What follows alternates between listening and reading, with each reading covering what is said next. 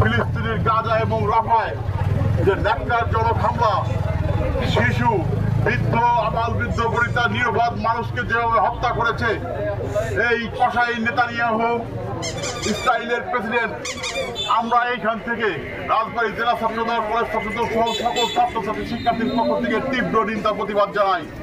পাশাপাশি এই বিশ্ব মানবতার বিবেকের যে ইসলামিক রাষ্ট্রগুলো আছে, আমি এই ইসলামিক রাষ্ট্রগুলোর প্রতি উদাত্ত আহ্বান জানাই, আপনাদের বিবেকে নাড়া দিন, আপনাদের বিবেক একটু ভাবেন।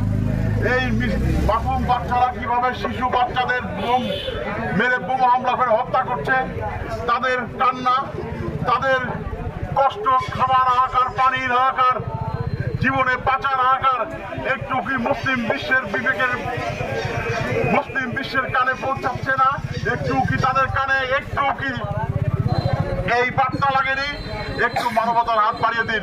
পাশাপাশি আপনারা মুসলিম বিশ্ব যদি এক হয়ে ওই নরপিশাচ, ওই দখলদার ট্রাম্পের অনুসারী ইসরায়েলকে যদি আপনারা একবার পথটা ঘুরে দাঁড়িয়ে হুমকি দেন, আমার বিশ্বাস ইসরায়েল আর এক বিন্দু হত্যাযজ্ঞ চালানোর সাহস পাবে না।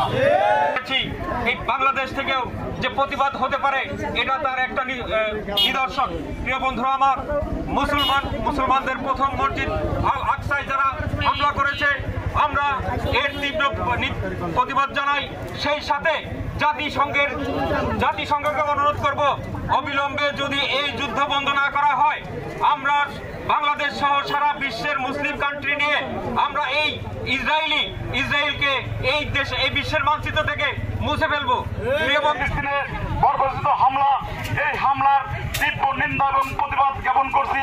প্রিয় সংগ্রামী সাথীরা, সেই সাথে আমরা জাতিসংঘকে বলতে চাই, আপনারা এই বিশ্বের মানচিত্র থেকে ইসরায়েলকে যদি থামাতে না পারেন, বিশ্বের সমস্ত মুসলিম উম্মাহকে নিয়ে আমরা এই ইসরায়েলকে বিশ্বের মানচিত্র থেকে তুলে ফেলবো। প্রিয় সংগ্রামী সাথীরা, আমরা বলতে চাই, দেশনায়ক তারেক রহমানের নির্দেশে বাংলাদেশের কানায় কানায়, কলেজে কলেজে সমস্ত অঙ্গনে এই ফিলিস্তিনের পক্ষে প্রতিবাদ সমাবেশ অনুষ্ঠিত হচ্ছে।